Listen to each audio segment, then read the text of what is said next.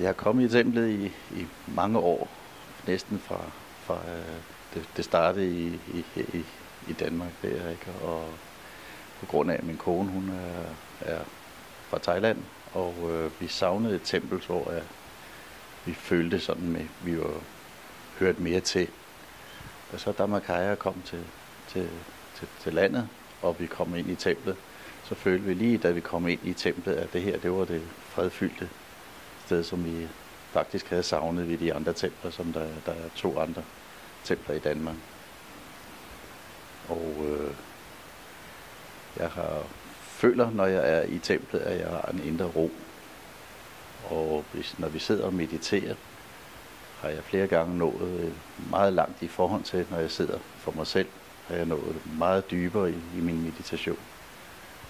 Og det har hjulpet mig. Meditationen har hjulpet mig i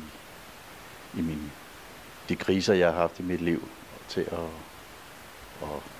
ligesom at komme igennem de dårlige tider.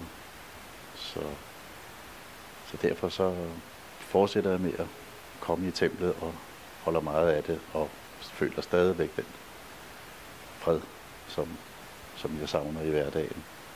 Den føler. ของพี่ยังไม่เคยคุยนี่เคยคุยยังไม่ได้คุย คุยค่ะได้ทำหนึ่งก่อนแล้วมันนั้นไม่ทำแกออกดอกแกออกเงินที่ Jeg hedder Michael. Jeg kommer her for at meditere og opleve den store gæstfrihed, der er, venlighed, imødekommenhed. Og min tilgang til meditation, det var at finde fred i min krop, ro i mit sind.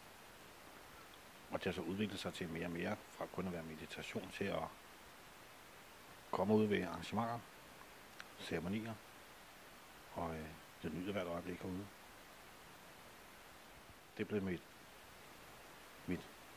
mit andet hjem efterhånden, synes jeg. Jeg